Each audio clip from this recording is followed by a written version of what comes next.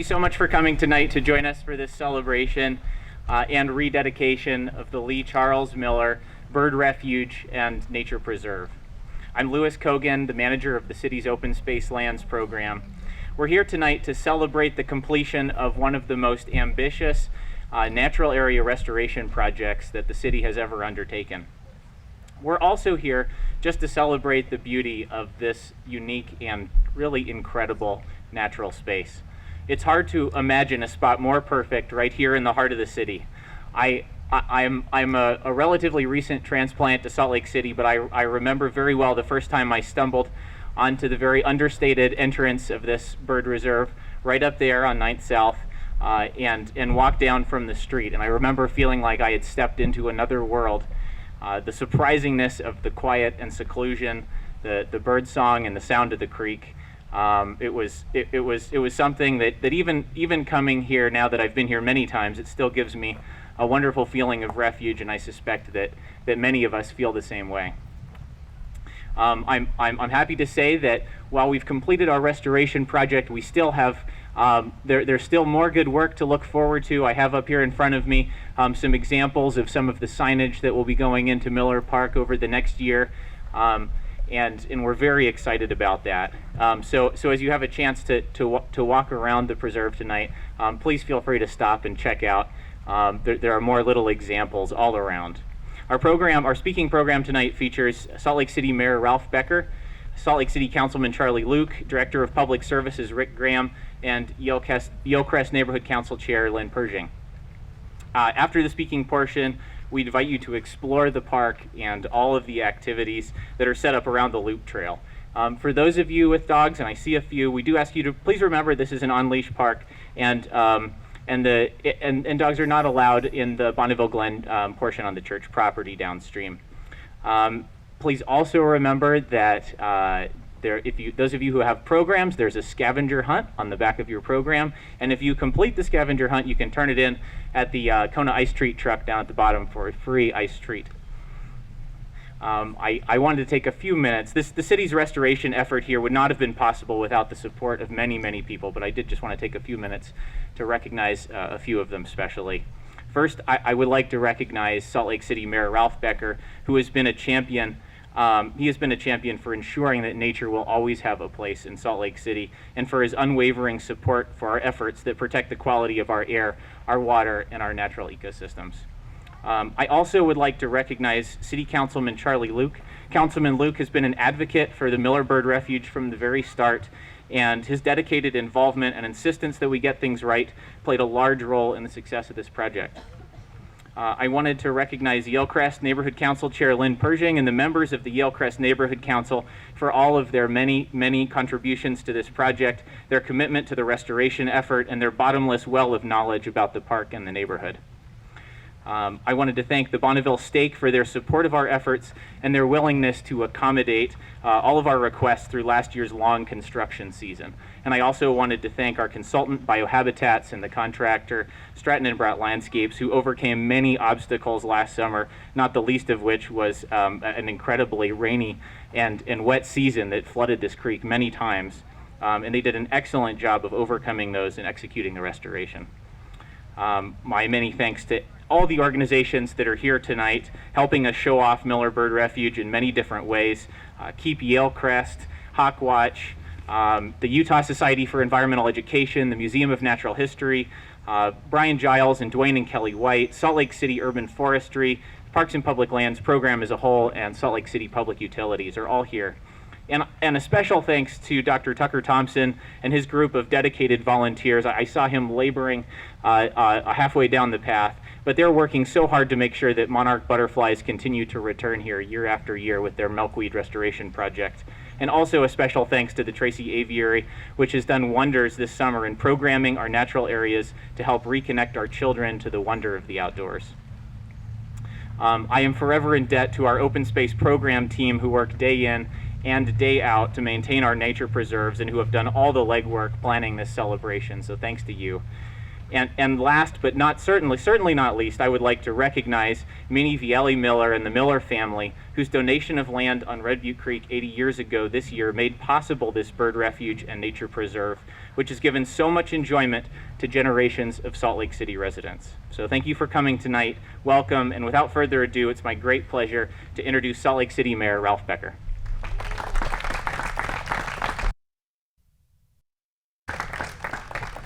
Louis, thank you, and thanks to our Parks and Public Lands team. They do amazing work all over the city, and this is obviously an exemplary effort to bring this park back in some respects, restore it, but also to take advantage of this amazing place.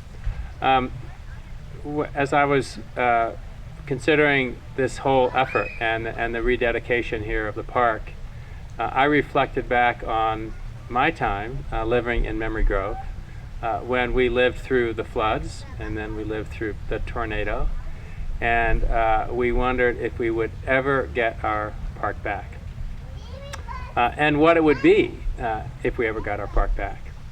But through an incredible community effort, as has been reflected here, Memory Grove is back better than ever, and I think we're seeing that take place here in the aftermath of the so unfortunate Chevron oil spill.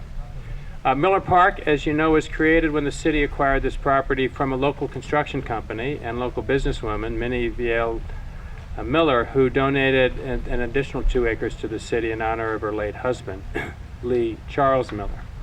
For the past 80 years, this park has been a refuge for birds and wildlife and for Salt Lake City residents seeking to escape the bustle of the city and find solitude in nature. The ecology of Miller Park has seen many challenges. Exotic trees and plants escape from backyards and gradually replace native species. Increasing upstream urbanization and water diversion led to flooding issues, and the stream was eventually channelized to protect the banks, a change that eliminated the natural function of the stream channel and floodplain. Of course, 5 years ago was the event that led to today, when the Chevron oil spill occurred, as it affected not only this creek but waterways downstream throughout the city and into the Jordan River. It was devastating. I don't think I'll ever forget the days and nights I spent after that oil spill, walking in this park, walking in people's backyards, feeling their pain, and trying to find and make sense of what seemed to be, just a nonsensical sort of event in the lives of everyone who was along this creekway. But thanks to the dedication and the hard work of so many people, the park has undergone this massive restoration effort in the wake of the spill, which not only is mitigating the impacts of the contamination, but more completely restoring the entire park through an effort to restart the natural systems here. The park is now full of a diversity of native trees and shrubs that in time will grow and thrive until Miller Park hums again with the sounds of insects and animals that find what they need to make a home here. This summer, birds are again filling the park, and thanks to Tracy Averier's Nature in the City program, kids are filling the park too, exploring, learning, and discovering it all for the first time. And a dedicated group of citizen scientists have partnered with the city through a Adopt a Spot program and are tending the native milkweed patch to encourage the return of the monarch butterflies. Our work in Miller Park builds on a strong tradition of careful stewardship, not only by our city parks professionals, but also to the communities and individuals who have come to love this most special place.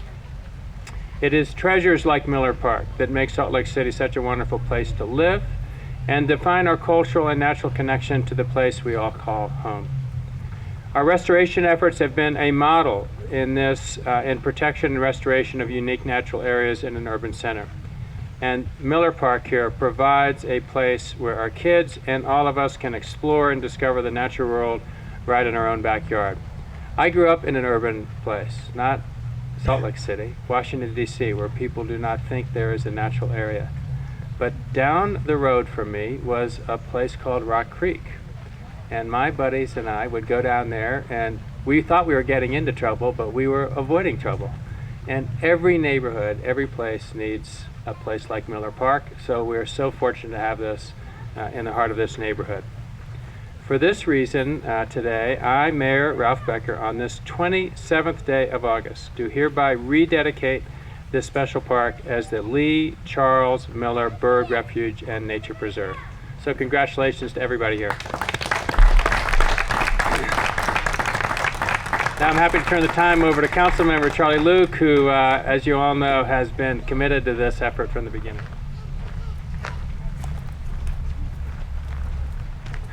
Thank you, Mayor Becker. Thank you, Lewis. And thank you so much to the park staff, everybody who has labored for months, years on this project.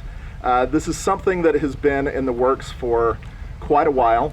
And it's something that it was important that Salt Lake City really evaluate, that we look at, and that we make sure that we try to get right, because it was an opportunity to really look at a park that was well loved, that's well used, not only by residents of the surrounding Yale Crest area, but residents of Salt Lake City overall. And so it's important that the city really work to get this project right. To Lewis's credit, I think that we've come very close. There are certainly things that that we still need to do. Still, there's a commitment that Salt Lake City has to make, that the project, you can never finish a project like this. There will always be maintenance. There will always be other work that needs to be done. I'm committed to continuing that. That's one of the things that I've been talking about as we've been working on this park, ensuring that we're going to be able to do that for the years to come. Some of the things that I think people, that myself, would walk past without really even noticing is the history that we have in this park. The WPA wall that a lot of you are leaning against right now was built in the 30s under President Roosevelt. It's part of a large WPA project that was a nationwide project. That's something that I think a lot of us may know about, but I think when I come down here, that's what I like to reflect on. I like to reflect on the fact not only that the trees, the creek, the beauty that's here, but also the history and the commitment that others before us have made to this area. I want to thank the neighbors who live along this creek. It has been a difficult several years for them as they've dealt with the oil spill, as they've dealt with the construction that we've had in here. There are definite growing pains, I think, that some residents are feeling. But what I hope now that the park is reopened, that people are using it, that people are loving it again, that everyone can come together to recognize the great project that this is, the beauty that we have here, and the unique advantage that we have living in this part of the city, in Salt Lake City, to connect with nature in a way that many of our residents throughout the city cannot. So thank you all for being here. Thank you so much for your commitment. I want to thank Rick Graham as well for his oversight and work on this project, and know that this is something that as the mayor has rededicated this park, Salt Lake City remains committed to its success, maintenance, and history. So thank you all very much. So I'll turn the time over to Rick Graham now. Thank you, Charlie, and thank you, Mayor Becker. Earlier this morning, I came up and kind of walked around a little bit just to see how things were looking in anticipation for tonight's events, and just walking into the park and standing in a few places and looking around and seeing a few visual signs of urban life, a few fences and things like that, but actually just standing here and not seeing homes, not seeing any of the other parts of a busy urban life, but just having this natural experience, and also feeling about 10 degrees cooler than it was outside on Night South, just reminded me again of just how unique a site this is, to have right in the middle of this wonderful neighborhood and this city, this natural preserve. And I thought as the years that I've come here, every time I come here, I kind of rediscover that. And it's just so unique and it's just so special. We're very fortunate to have it. I have been a part of the city's park system for many years, and was a part of the original, what I'd call the original first real large modern day investment into the park in the middle 1980s. And now to see how it's been used, we started to wear it out a bit, and then we had, as Mayor Becker recounted, this horrible tragic oil spill. But out of that tragedy, great things have been able to come, to take place. And with the support of our city leadership, and with the support of the community leadership, and with the support of these wonderful community residents, we've been able to bring back and restore and fix and improve this wonderful natural asset that we have. So I'm grateful to be a part of that, and thankful for, and I really feel fortunate for those that have participated in what has taken place over the last 5 years. I do want to say that what I think is unique and special for all of this, and I've seen this in my over 30 years of being involved in public service and park management here in the city, is that those projects, I mean, projects most succeed, but those that really have the support of local communities and the citizens, they never fail. And they're projects that are really, really successful. And we've had that within this community, and I congratulate you for that and for that commitment. I've been spending some time reading just a book on the life of Frederick Law Olmsted, who is noted as probably one of the fathers of modern American landscape architecture, and also one of the planners and prime architects for the development of Central Park in New York. And it's interesting reading about him and his experience. I'm pretty sure that if Olmsted was here today in New York City and tried to develop Central Park today, it would never happen. What they had to do with that land and all the challenges that they felt, and in this type of environment, I think it would have been difficult. But there with vision, this wonderful, iconic public space that is special to every American and so unique to New York City has been built and is such a legacy, and it is just such a wonderful asset for that area of New York City. But it was just interesting to read kind of the experience he went through. A couple of things I just want to say that I've picked out of this book. There was a great deal of challenge politically to get Central Park done and completed. And one of the leaders, a political leader, in trying to generate interest with other political leaders in New York City, described in his words what a park is. And he said, this is what a park should be. A park is like a pair of lungs capable of drawing in air and refreshment. And I kind of thought about that for Miller Park. And I mean, a park, a pair of lungs so vital to the rest of the body, and brings such life to the rest of the body. And I thought that was an interesting way to describe what a public park is. Olmsted, in his designs, his goal and objective many times was, as he said, he felt that the countryside was the source of all soul replenishment. And if you follow what he's done, many of his parks are to bring in those natural elements and bring in the countryside, particularly in the urban areas. And we have that here. And lastly, just a quote to share with you from Thomas Jefferson. He said this, he said, "Cities are great sores. A proper city park then should provide escape from the city." Well, I hope that we can appreciate the value of our public parks. That we can appreciate that they can bring life to us metaphorically, just like the lungs of our bodies help bring life to us. And that we find a place in our city parks to be replenished and to build up our souls and to help us in all aspects of our life. And finally, though I don't think Salt Lake City is a sore, Salt Lake City is a great city with very little sores.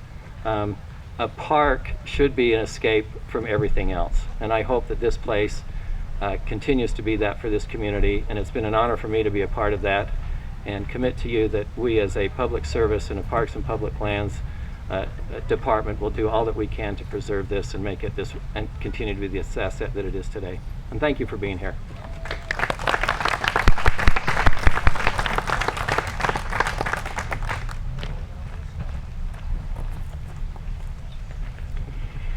Welcome residents, friends, and neighbors. This is a joyous day for the many of us who've worked long and hard at many meetings to get this park refurbished and restored. So thanks for coming tonight. We appreciate your support. Everyone's mentioned, but I'd like to reiterate, because you can always hear these things more than once, to dedicate to people who give so generously to our city for the benefit of all of us. 80 years ago, in 1935, this ravine was proposed as a park to the Salt Lake City Commission by Mrs. Walter C. Hurd, who was chairman of the Better Parks Committee of the Salt Lake City Council of Women. The dream became a reality when Yale Crest resident Mrs. Minnie W. Miller, living at 1607 Yale Crest, donated, and I want to correct it, it's not just 2 acres, 2.3 acres. Because in Yale Crest, we know every little foot counts. She dedicated this ravine in the memory of her late husband, Lee Charles Miller. And that land, along with city property, and 2.52 acres of property acquired from the N.L. Herrick Construction Company for, get this people, $1,000. Imagine, right? That established the Lee Charles Miller Bird Refuge and Nature Park. But I'd like to give you a little history about these incredible people, the Millers. Minnie William Viel Miller came from Saratoga, New York.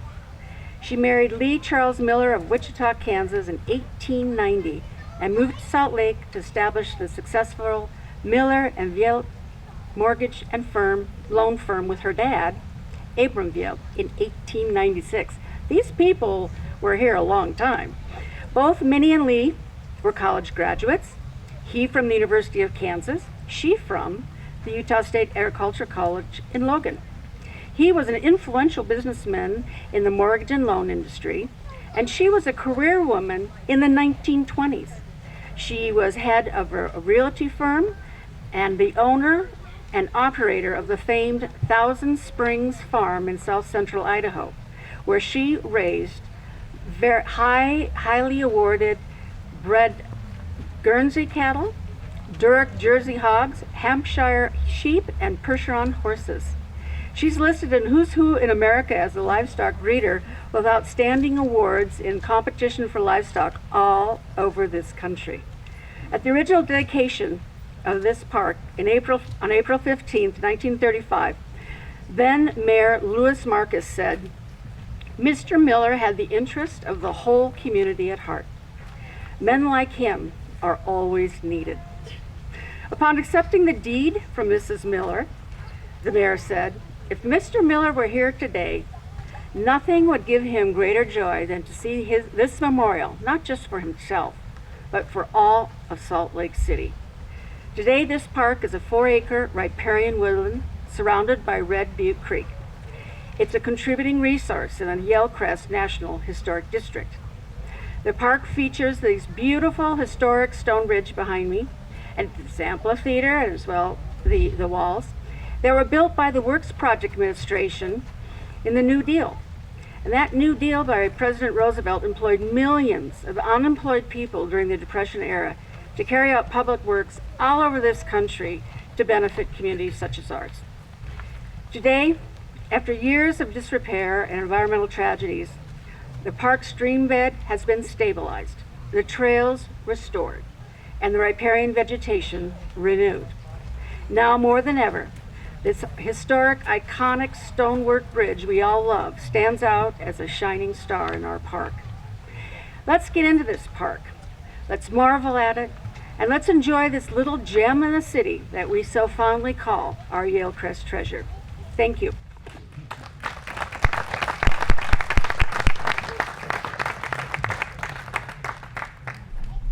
Thank you so much, Lynn. And I just want to welcome everyone to please, at this point, feel free to walk all around the park. There are so many different people and groups here who are here to help share this park with you in many different ways. So I invite you to just walk around, explore, and enjoy. Thank you very much for being here.